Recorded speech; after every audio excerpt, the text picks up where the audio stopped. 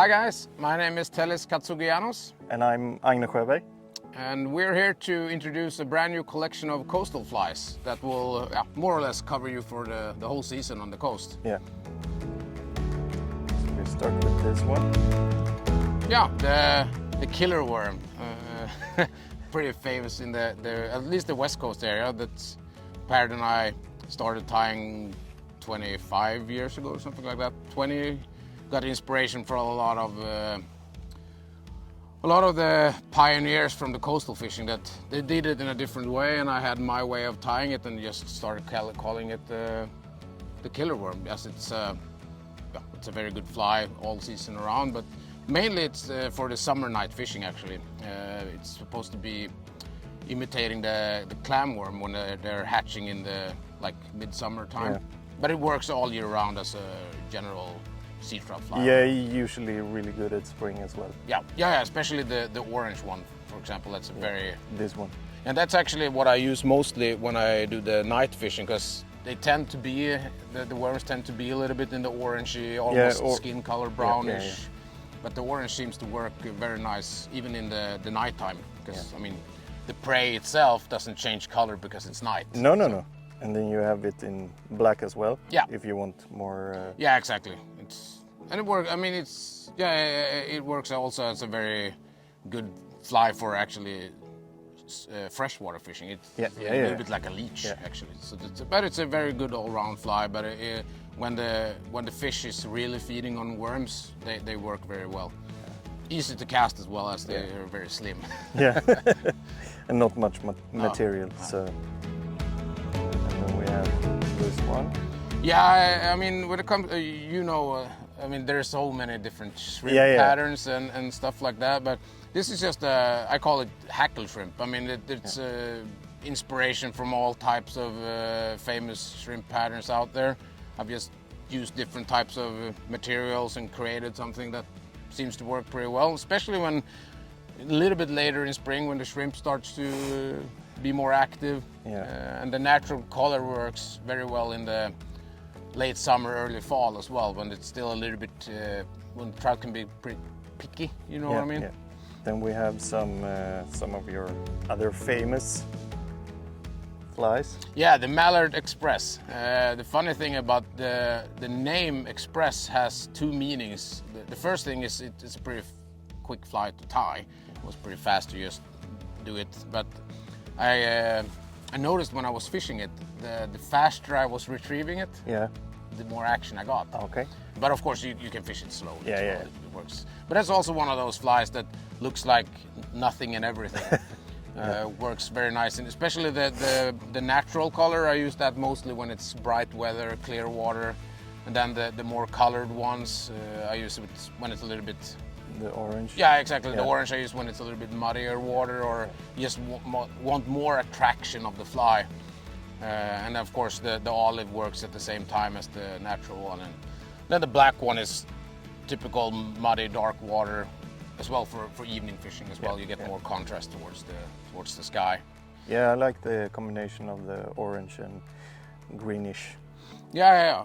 And then, I mean, the little striking point there in the back, those kind of striking points seems to work very nicely in the flies. And otherwise it gives us a little bit more attraction. Yeah. But I'm very interesting to see, because we have a little bit different approach, but still.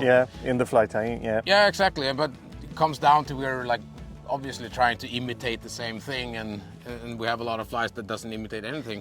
But I really like these. Yeah, I really like this ones. one. What's the name of this? What do you call this one? This is a salmon pink streamer. Yeah. It's basically a craft fur in the back to get a lot of movement, and then it's a small hackle on top, and then I finish off with a hotspot with fluorescent orange.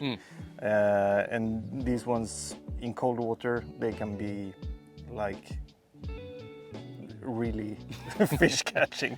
I really like, for me this profile is beautiful. This will work, in my opinion, very nice on the night fishing for when we have those worm. It is very wormy looking. I really like it. Yeah, of course, it works for that as well. And this is a little bit out of my comfort zone. But Yeah, I know. I know. I'm sorry, but it really, really works. Yeah. It's like a combination of the big hole demon and another Danish fly called Figgy. Yeah. And the movement of the rubber legs here in the front, when you pull them, they bend backwards. Yeah. And when you stop the fly, they like bounce back. Bounce back like right away. And I don't know how many fish I've caught on these ones, but yeah, it looks fishy. Maybe it's the color that scares me a little bit. And it works also really good in the spring. Yeah, I can imagine with the bright colors. These kind of things is quite interesting. I've fished a little bit. Yeah, it's a kind of foam skater that I usually use in the night fishing when I don't fish the worms, just to make a ripple in the surface. And they are usually really, really good. Even if the fish don't go rise, you can always tie this one on and kind fish. Of provoke them. Yeah, almost. yeah. Yeah, it looks like a very provoking fly. But I've even fished them in the days in the autumn, when there is sea trouts in the shallow parts that are feeding from the surface or rice, and they work. Can imagine it's quite cool takes when you see it as well. Yeah. The visual, yeah.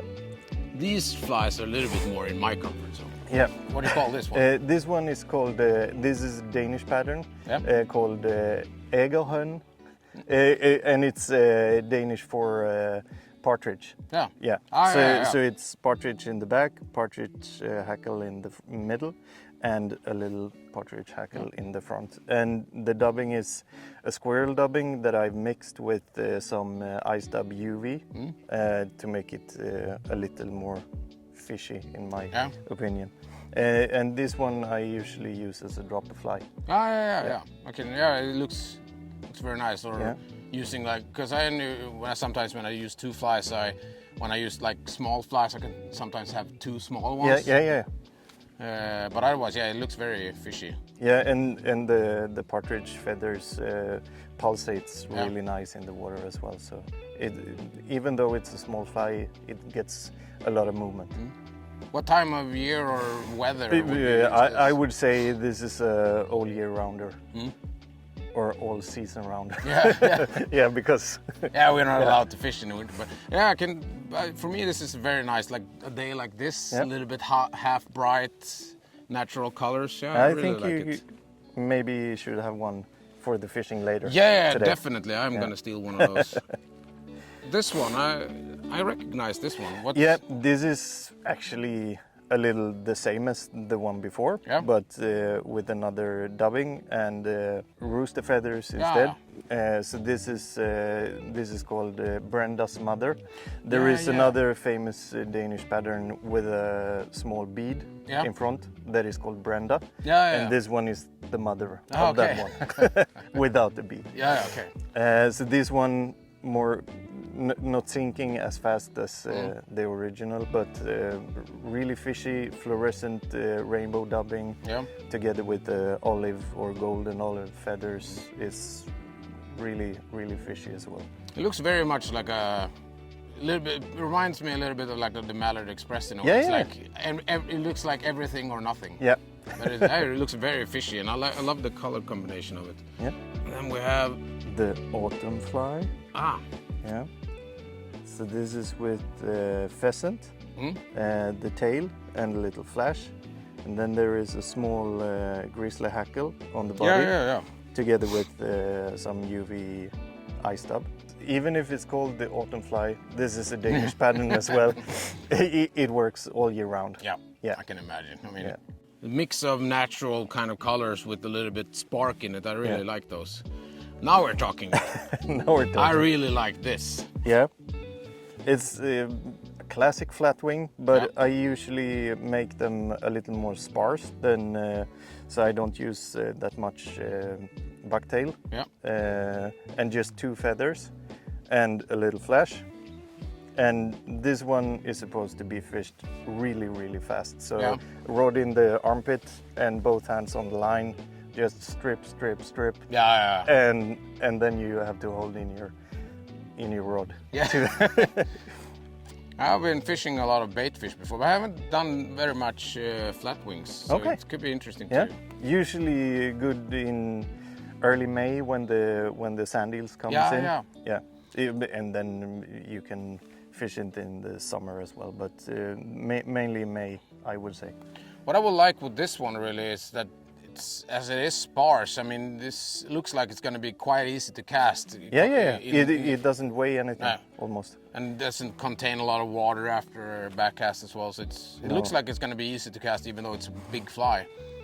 Yeah. Would you fish this sinking line, floating line? Yeah, I've tried them both, but I would say slow intermediate is my favorite together with this one.